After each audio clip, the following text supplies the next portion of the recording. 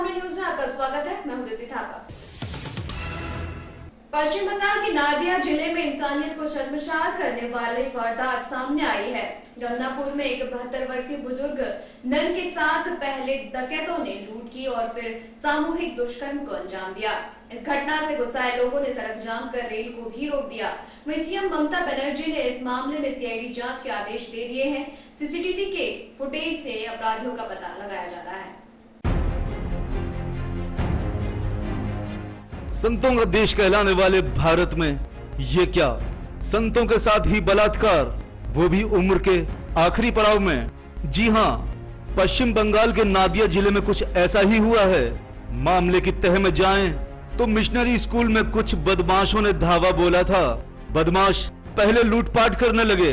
जब बुजुर्ग नन ने इसका विरोध किया तो हैवानों ने एक ऐसा खतरनाक काम कर दिया जिससे इंसानियत भी शर्मसार हो गई। हैवानों ने 72 वर्षीय नन के साथ सामूहिक दुष्कर्म कर डाला। भारत में नन के साथ ये पहली बार नहीं है कि दुष्कर्म हुआ है। अक्सर सामने आता है कि मिशनरी स्कूल की नन के साथ दुष्कर्म हुआ। बड़ा सवाल ये उठता है कि लुटेरे स्कूल में लूट करने गए थे या बुजुर्ग नन के साथ बलात्कार। सवाल ये भी उठता है कि मिशनरी संतों के साथ बलात्कार करने वाले आखिर पकड़े क्यों नहीं जाते। बहरहाल बुजुर्ग संत के बलात्कार के आरोपी पकड़े जाते हैं या नहीं, ये तो अलग बात है, मगर किसी धर्म विशेष के खिलाफ ऐसी घिनौनी हरकतें अच्छी नहीं। आपको बता दें कि जब से केंद्र में मोदी सरकार सत्ता में आई है तभी से चर्चों और ईसाइयों पर हमले बढ़े हैं। कहीं ऐसा तो नहीं कि बुजुर्ग नन के साथ दुष्कर्म इसी की एक कड़ी हो। बहरहाल देश में इस घटना से उबाल आ गया है। ईसाई संगठन लगातार इसका विरोध कर रहे हैं। पश्चिम बंगाल में जो बुजुर्ग नन के साथ जो जैसा हुआ है, ये नहीं कि पहली बार ऐसा हुआ है, बल्कि मैं काफी सालों से ऐसा सुनता आ रहा हूँ कि अक्सर दुष्कर्म जो है ये हमारी मिशनरी संतों के साथ होते हैं, मगर कभी कोई कार्रवाई नहीं हुई। और जिस तरह से पश्चिम बंगाल में जिस तरह से 72 वर्षीय हमारी संत के साथ ऐसा दुष्कर्म का मामला आया, वो भी सामूहिक, वो बहुत ही गलत है। और ये लगता नहीं कि सिर्फ लूट के इरादे से हुआ है। इस पे जांच बैठानी चाहिए और सरकार को इसमें खुद ही कदम उठाकर जांच के आदेश देने चाहिए और ये सारा मामला जो है पूरी तरीके से सामने आना चाहिए।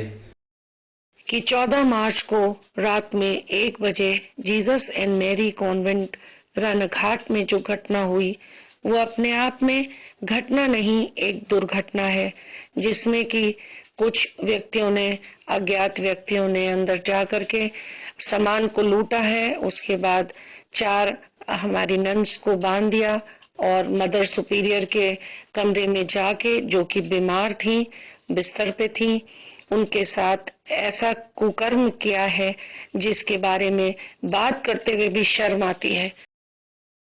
वेस्ट बंगाल में जो नन के साथ जो रेप और लूट के ये जो मामला आया है बहुत निंदनीय है।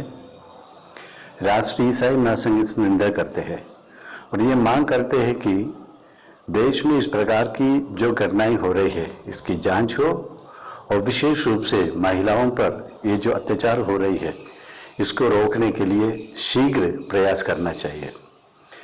ईसाइयों पर हो रही ही अत्याचार ये पहली बार नहीं है। प्रधानमंत्री इस पर जवाब देना चाहिए। गौरतलब है कि पिछले काफी समय से देश में मिशनरी संतों के साथ बलात्कार के मामले सामने आते रहे हैं, लेकिन कोई भी सरकार इन पर लगाम नहीं लगा पाई है। ब्यूरो रिपोर्ट, आमने सामने न्यूज।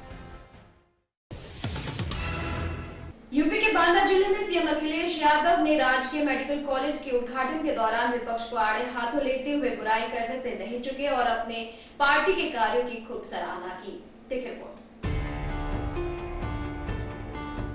उत्तर प्रदेश के बांदा जिले में सीएम अखिलेश राजकीय मेडिकल कॉलेज का उद्घाटन करने पहुंचे। सीएम के आगमन पर रातों रात दुल्हन की तरह सज गया मेडिकल कॉलेज। मेडिकल कॉलेज पहुंचने के बाद मुख्यमंत्री अखिलेश यादव ने उद्घाटन किया। उसके बाद समारोह के दौरान अपने भाषण में विपक्ष को ही आड़े हाथों लेते हुए कहा कि चुनावों के समय वोटों को अपनी ओर खींचने के लिए बड़े बड़े वादे किए गए और उनमें से एक भी वादा पूरा नहीं किया गया। केंद्र सरकार की विदेश यात्राओं को लेकर भी कहा कि पार्टी विकास नहीं सिर्फ विदेश यात्राएं कर रहे हैं। विपक्ष पर आरोप लगाते हुए ये भी कहा कि पार्टी ने जनता से झूठे वादे किए हैं लेकिन अपनी पार्टी के कार्यों की सराहना करते हुए कहा कि सपा सरकार ने जो वादे किए हैं उनको पूरा किया है।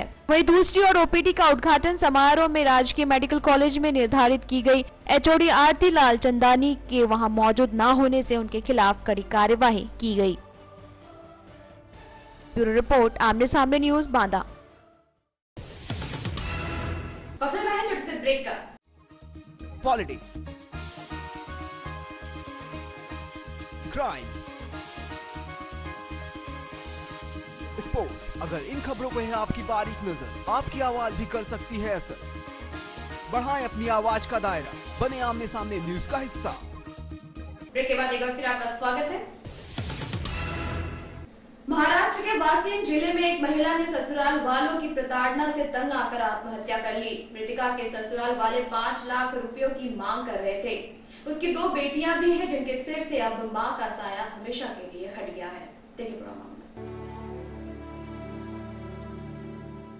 ये मामला है महाराष्ट्र के लातूर जिले का, जहां दहेज की प्रताड़ना से तंग आकर एक विवाहिता ने नशीली दवाइयां पीकर आत्महत्या कर ली। बताया जा रहा है कि मृतका के ससुराली जन खेती खरीदने के लिए 5 लाख रुपयों की मांग करते थे। मांग पूरी न हो पाने के कारण उसे प्रताड़ित भी किया जाता था। ससुराल द्वारा रोज रोज की मानसिक व शारीरिक प्रताड़ना से तंग आकर सरवना मूले ने नशीली दवाइयां खाकर अपनी जीवन लीला समाप्त कर ली। मृतका के पिता की तहरीर पर मालेगांव पुलिस ने सरवना के पति को तो हिरासत में ले लिया, लेकिन सास ससुर की गिरफ्तारी अब तक नहीं हो पाई है। आपको बता दें कि आरोपी रविंद्र मूले के पिता खुद एक पुलिस सब इंस्पेक्टर हैं और इसी वजह से मामले को दबाने की कोशिश भी की जा रही है, जबकि सरवना मूले अपने पीछे 2 रोती बिलखती बच्चियां छोड़ गई है।